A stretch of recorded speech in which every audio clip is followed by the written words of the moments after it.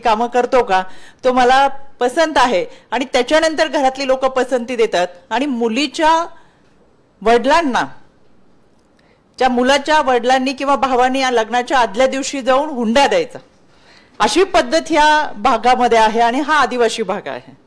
त्याच्यामुळे त्यांच्याकडे हुंडाबळीचा प्रश्न येतच नाही, कारण मुलीच्या घरच्यांना पैसे द्यायचे, हुंडा द्यायचे, आणि म्हणून तिथली हुंडाबळीच्या कोणत्याच घटना तिकडे घडत नाही.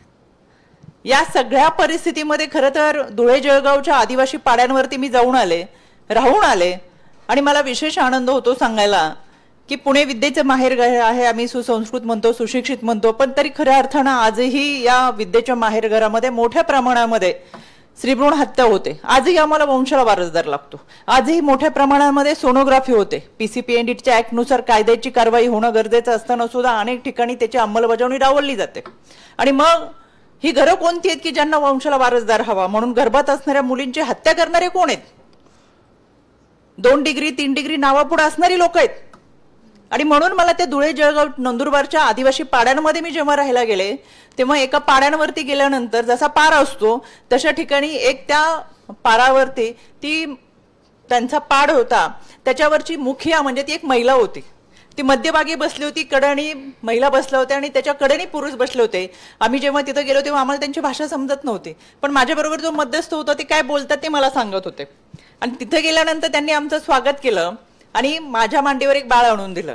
ते 2 ते 3 दिवसाचंच असेल, कारण की आदिवासी पाड्यांवरती घरीच डिलिव्हरी होत होती. आणि ती माझ्या मांडीवर दिल्यानंतर मला कळालं नाही आता ह्यांच्या संस्कृतीमध्ये नक्की काय करतात आणि आता काय करायचं. पण जे मध्यस्थ होते ते सांगत होते, ताई ही मुलगी आहे आणि ही मुलगी जन्माला आली म्हणून 3 दिवस या आदिवासी पाड्यावरती तिच्या जन्माचा उत्सव सुरू आहे आणि आपण त्या ठिकाणी आलेलो. आणि या पाड्यावरती पहिल्या दिवशी तिचा जन्म झाला म्हणून प्रत्येक घराला आंब्याचं तोरण लावलं, दुसऱ्या दिवशी रानमेण्याचं जेवण केलं आणि तिसऱ्या दिवशी त्या मुलीच्या हळदीचा कार्यक्रम होता. इतक्या मोठ्या प्रमाणात त्या मुलीच्या जन्माचा उत्सव साजरा करणारा आदिवासी खऱ्या अर्थानं मला गर्भ श्रीमंत वाटला. अंगावरची कपडे कमी असतील, अंगावरची कपडे कमी असेल, शिक्षण कमी असेल, पैसा कमी असेल, पण मला त्या 2 डिग्री घेतलेल्या माणसांपेक्षा तो समाज जास्त सुशिक्षित वाटला. कारण जन्माचं स्वागत करत असताना आमच्याकडे गर्भात मुली मारल्या जातात. आणि म्हणून 2 दिवसाच्या या सेमिनारमध्ये बऱ्याच गोष्टी आपल्याला सांगितल्या गेल्या. आणि म्हणून मला असं वाटतंय एक सामाजिक भान जोपासत असताना या माध्यमातून आपला सगळ्यांचा प्रवास व्हावा, समाजाची मानसिकता बदलायची आहे. आणि म्हणून मी कायम सांगते, नागरिक शास्त्राची पुस्तकं आम्ही शिकलो, परीक्षा दिल्या, पण खरेच नागरिक म्हणून आम्ही वाटचाल करतोय का? तर मुळात नाहीच. आणि म्हणून ही परिस्थिती बदलायची असेल तर समाजाचा दृष्टिकोन बदलला पाहिजे आणि याची सुरुवात एक वर्तुळ म्हणून स्वतःपासून झालं पाहिजे, स्वतः केंद्रबिंदू म्हणून त्याची सुरुवात केली पाहिजे असं मला मनापासून वाटतं. आयोगाच्या माध्यमातून आम्ही अनेक उपक्रम हाती घेतलेले आहेत, ते आपल्याही माध्यमातून पुढे जाव्यात. मानवी तस्करीच्या विरोधात गेल्या 4 वर्षांमध्ये फार प्रभावी भूमिका राज्य महिला आयोगाने निभावली. आणि म्हणून मस्कत, ओमान, दुबई सारख्या आखाती देशांमधून सर्वाधिक मुलींची सुटका केली गेली आणि यासाठी अनेक सामाजिक संस्थांनी आम्हाला सहकार्य केलं. मी संगीता पाटील या आमच्या एका सामाजिक संस्थेच्या सहकारी आहेत.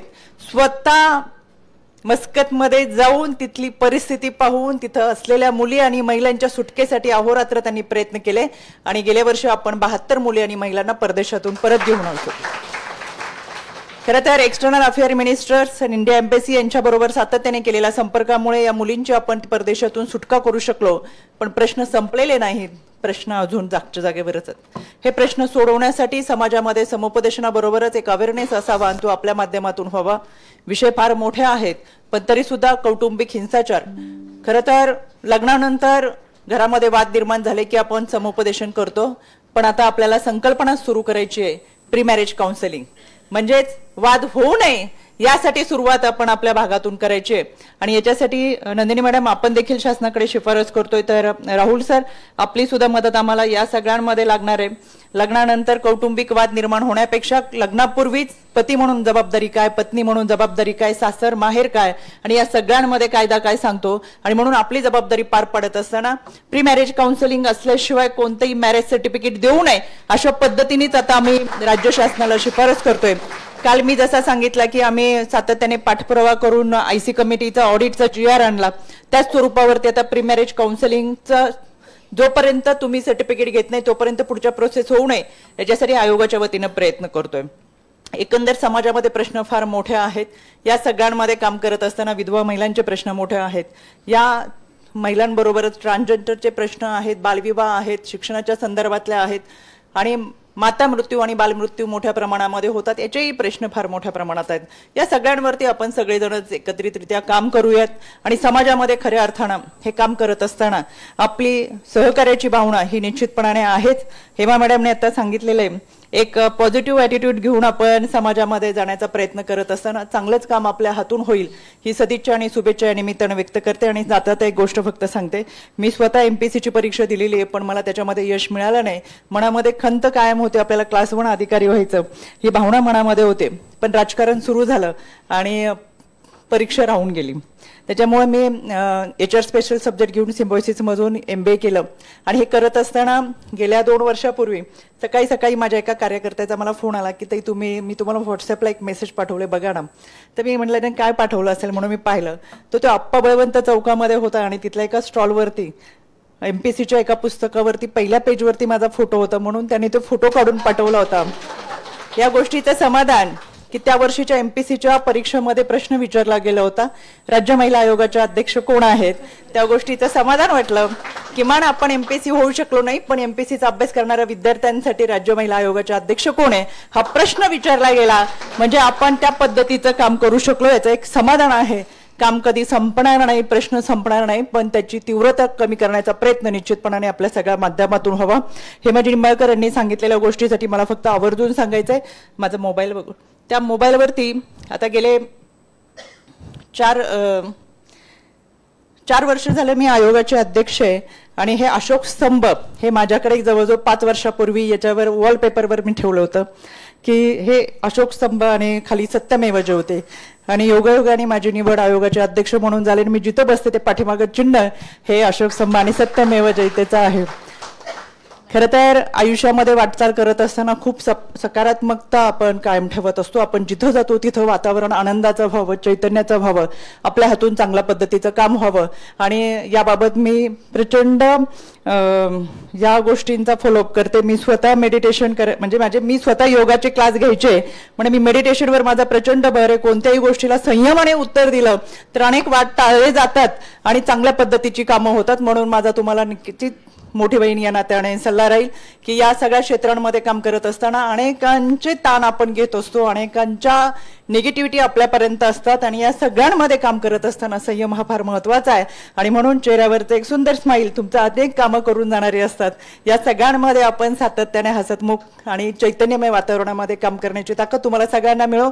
तुमच्याकडून चांगल्या पद्धतीच्या केसेस सॉल्व्ह हो आणि या समाजाचा प्रतिनिधी या नात्याने आमचा हा प्रोटेक्शन अधिकारी त्याचे अनेक प्रश्न आहेत त्याची मला पूर्णपणे जाणीव आहे.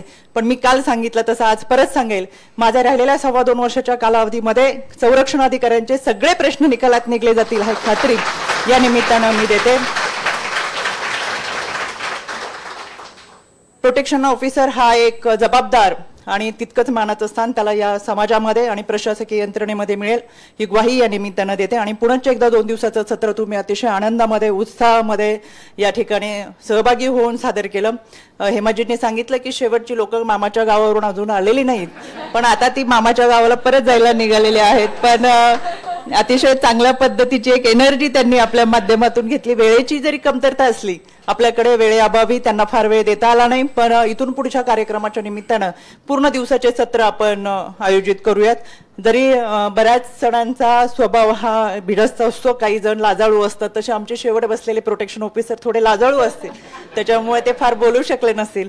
पण 2 दिवसामध्ये आपण सगळ्यांनी सक्रिय सहभाग घेतला. अतिशय चांगल्या पद्धतीचा प्रतिसाद आमच्या सगळ्या प्रशिक्षणांना दिला आणि चांगल्या पद्धतीचं प्रशिक्षण आपण सर्वांनी पूर्ण केलं. आमचा हाच प्रयत्न राहील प्रशासकीय यंत्रणेतल्या सर्व विभागांसाठी प्रत्येक 1.5 ते 2 महिन्यानंतर प्रशिक्षण आम्ही आयोजित करण्याचं ठरवलेलं आहे. आणि इथून पुढचं प्रशिक्षण हे आमचं विभागवार असेल जेणेकरून फार लांबून प्रवास करून तुम्हाला येण्याची गरज नाही. तुमच्या भागामध्ये येऊन तुम्हाला चांगल्या पद्धतीचं प्रशिक्षण देणं, चांगल्या पद्धतीचे ट्रेनर देणं आणि याच माध्यमातून खऱ्या अर्थानं प्रशासन आणि समाजातली व्यक्ती यांच्याशी सुसंवाद साधण्याचा प्रयत्न, पीडितांपर्यंत पोहोचण्याची ही भूमिका आपल्या माध्यमातून निभावता येईल. पुन्हा एकदा आपण सर्वजण 2 दिवसामध्ये उपस्थित राहून चांगल्या पद्धतीने सक्रिय सहभाग नोंदवला. आपल्या सगळ्यांचं मनापासून स्वागत आणि तुमच्या पुढच्या प्रवासाला आमच्याकडून सदिच्छा. धन्यवाद.